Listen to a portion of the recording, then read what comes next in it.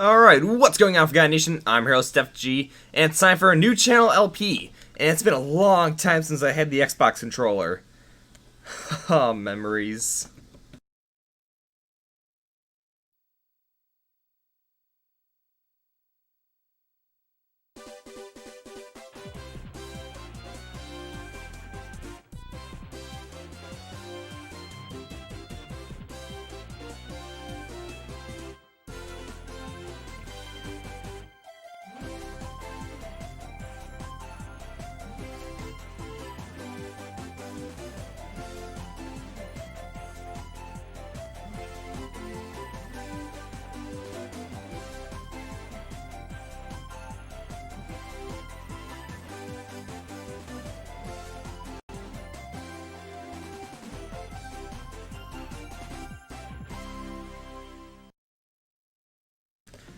Welcome to Super Monkey Ball Deluxe. Now, some may know the original Super Monkey Ball. Everyone knows Super Monkey Ball 2. But Super Monkey Ball Deluxe, not many people may know about this game.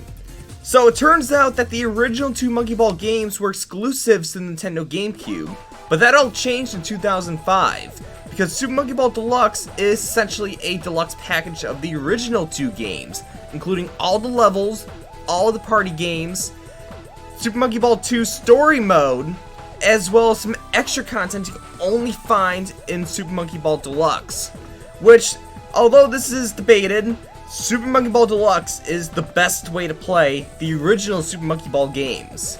And so for this LP, we're going to be looking at it all. We're going to be playing through the Story Mode that made Super Monkey Ball 2 so iconic. We're going to be playing some of the Challenge Mode, and then we're going to go deep dive into all the party games, as well as some of their deluxe variants. So, get ready for the long run, because Super Monkey Ball Deluxe is happening now. So, let's start off with the main game. So, you have Challenge Mode, Story Mode, as well as Competition and Practice Mode. Competition, I believe, is actually exclusive to Monkey Ball Deluxe, though I might be wrong on that. I'll have to fact check later. But, for now, we're going to be focusing on Story Mode. Story Mode is based on Super Monkey Ball 2 Story Mode, which means some of you may have already known about this. And we're going to have to make up a new save file here, so looks like we're getting rid of that. Now, file 1 is actually my brother, who actually got this and the Xbox way back when. So, we're not going to delete that one. And then, I think there's a combination between my brother, my little brother, and my older brother. BJB, Bailey, Jake, Billy. But no, we're going to start from the beginning. So, as I was trying to say before, though, this is based on Super Monkey Ball 2, which means, for those who play that game, you already know what the story has in mind. Though, for those that may be new to Super Monkey Ball 2, or Super Monkey Ball Deluxe, there's at least one change that you may not expect. But for now, let's just enjoy the story. But first things first, let's put in the name. And to keep in mind with the monkeys themselves, we're gonna go with the main monkey, AI. AI, who personally is my favorite monkey in the series, just saying. So, let's see what Story Mode has in mind.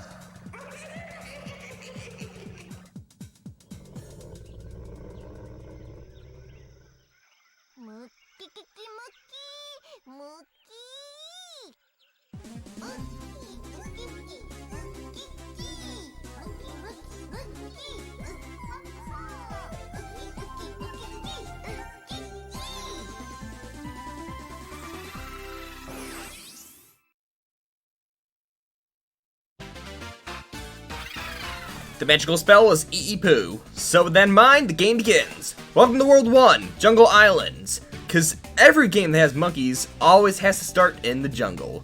Speaking of which, talking about the story, doesn't it seem a little familiar that it actually starts with a bunch of bananas being stolen? It's almost as if another game with monkeys started long ago with bananas being stolen. But anyways, with Super Monkey Ball Deluxe, you may notice that there's a lot more levels this time around.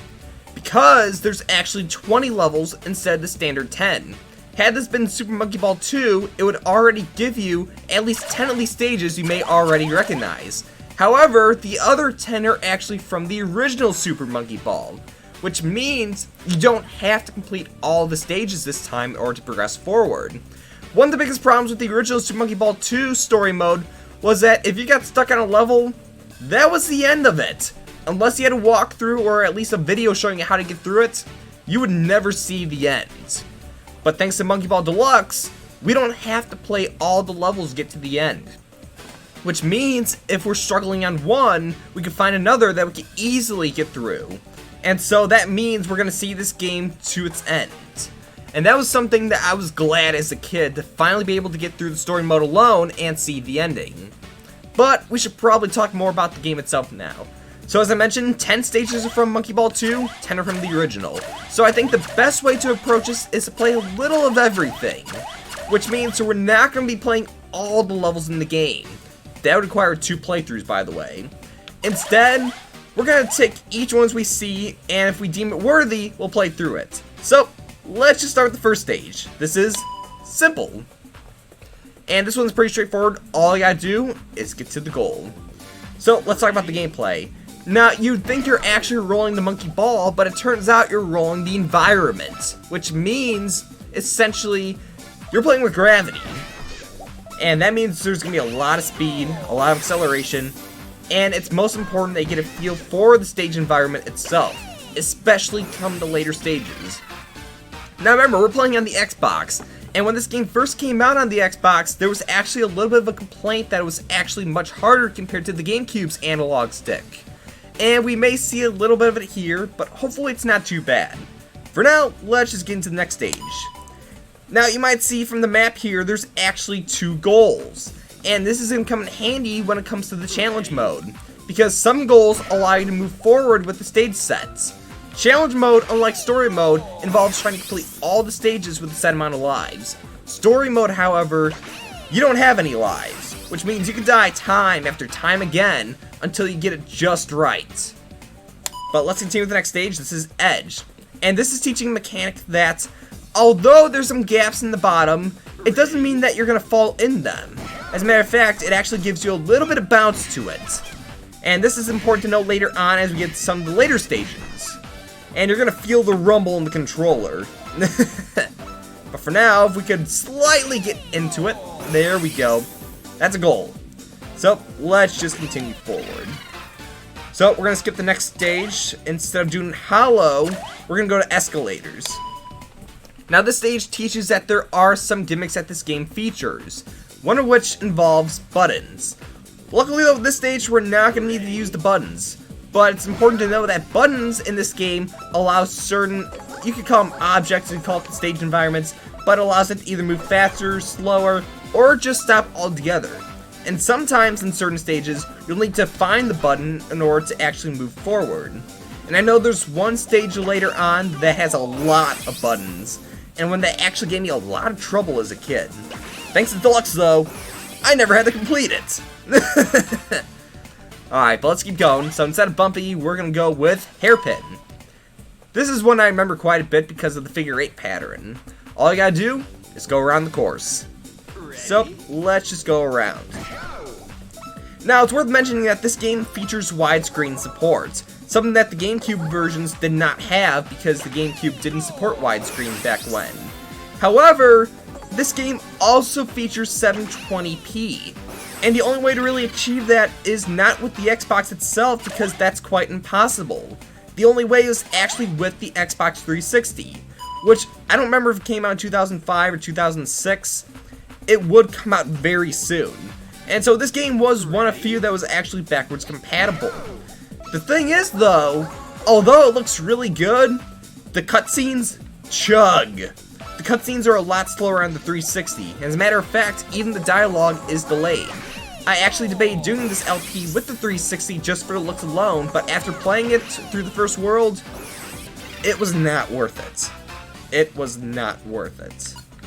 So that's why we're playing with the Xbox original, and I hope you guys don't mind because essentially this would be the same quality you get with the GameCube, though you just have a wider screen aspect ratio.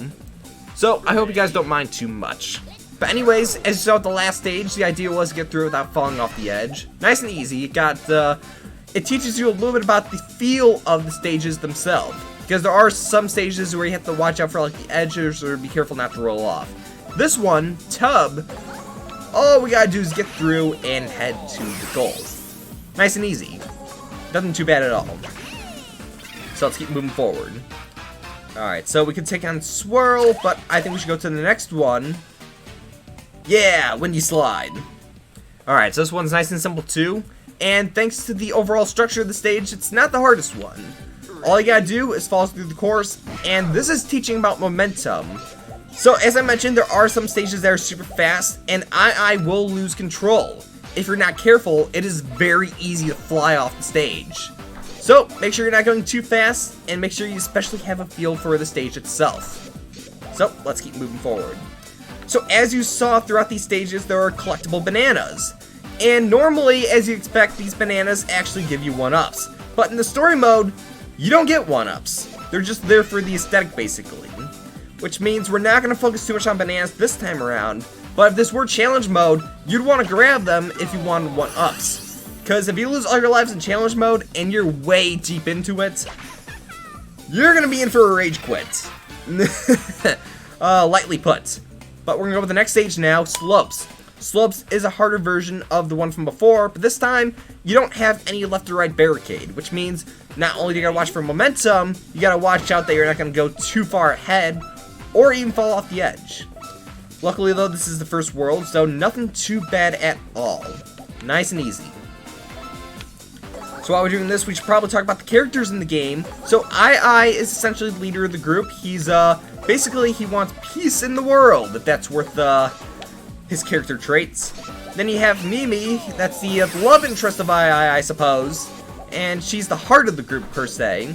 Then you have Gon, he's the brute strength of the group.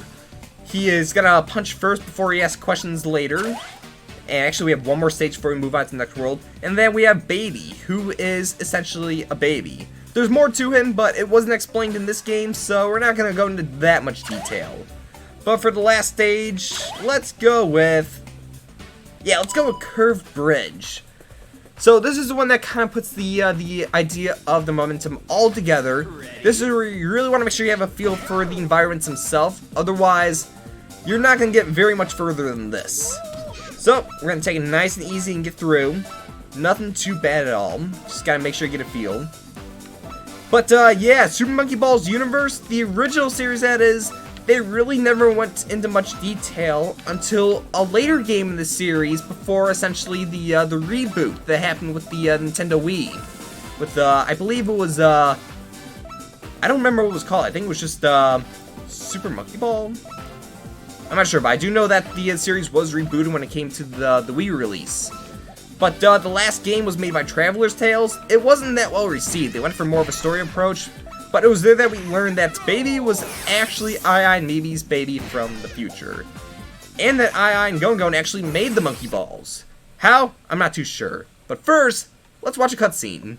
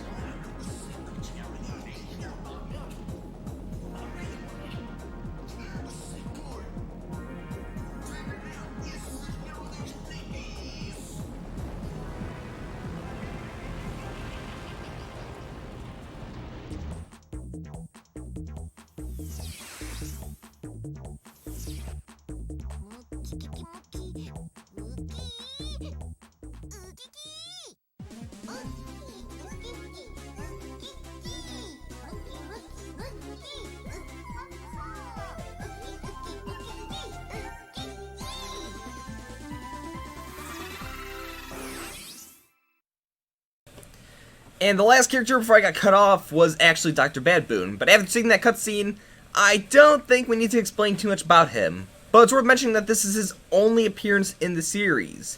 And for what it was, he's considered the only main antagonist in the original series, that is, Super Monkey Ball. But that's going to do it for this part of Super Monkey Ball Deluxe, so stay tuned for next time as we take on the volcano. So, thank you guys so much for watching. As always, if you liked the video, be sure to leave a like and comment below. And as always, of course, I'll see you in the next video. Remember, the magical spell is Poo.